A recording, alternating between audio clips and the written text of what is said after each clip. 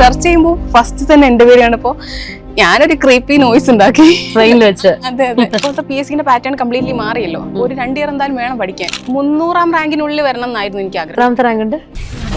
4 rank. Kozhikode ജില്ലയിൽ 4ാമത്തെ rank ഉണ്ട് അല്ലേ? ഫിലിംസിന് വേണ്ടി അങ്ങനെ ഫോക്കസ് ചെയ്യാറില്ല. ഞാൻ മെയിൻസ് എക്സാമിന് വേണ്ടിയിട്ടാണ് ഫോക്കസ് ചെയ്യാറ്. ഫിലിംസ് കിട്ടുന്നുള്ള ഒരു ധാരണ ഉണ്ടായിരുന്നു. അപ്പോൾ രാവിലെ തന്നെ ഞാൻ ഫസ്റ്റ് കറണ്ട് അഫയേഴ്സ് ആണ് പഠിക്കാതിരിക്കുക. കറണ്ട് അഫയേഴ്സ് പഠിക്കും, അത് കഴിഞ്ഞിട്ട് കുറച്ച് മാത്സ് പഠിക്കും, കുറച്ച് ഇംഗ്ലീഷ് പഠിക്കും. ഡെയിലി എല്ലാം ഇൻക്ലൂഡ് ചെയ്യും. ഞാൻ റീസെന്റ് നടന്ന ഹൈക്കോർട്ട് അസിസ്റ്റന്റ്, അതാണ് എൻ്റെ ആദ്യത്തെ ഒരു ഇന്റർവ്യൂ ആയിട്ട് വരുന്നത്. ആ ഇന്റർവ്യൂവിന് ഞാൻ കുറേ ഇരുന്ന് പഠിച്ചു പോയി. പക്ഷേ എൻ്റെ ഏറ്റവും വേഴ്സ്റ്റ് ആയിട്ടുള്ള ഒരു പെർഫോമൻസ് ആയിരുന്നു. ഞാൻ അവിടെ വെറുതെ ഒരു ഗസ് ചെയ്ത് എന്തെങ്കിലുമൊക്കെ പറഞ്ഞ് എൻ്റെ ഒരു കോൺഫിഡൻസ് അവിടെ കുറയല്ലേ ചെയ്യുക, അവരുടെ ഇംപ്രഷനും കുറയും. അപ്പോൾ എനിക്കത് വ്യക്തമായിട്ട് ക്ലിയർ ആയിട്ട് അറ്റൻഡ് ചെയ്യണമെന്നുണ്ടായിരുന്നു. അതുകൊണ്ട് ഞാൻ അപ്പോൾ കോമ്പറ്റേറ്റീവ് ക്രാഫ്റ്റർ ചൂസ് ചെയ്തു. 5 tips for success in PSC sector. ആത്മാർത്ഥതയോടുകൂടെ പഠിക്കുക എന്നുള്ളതാണ്.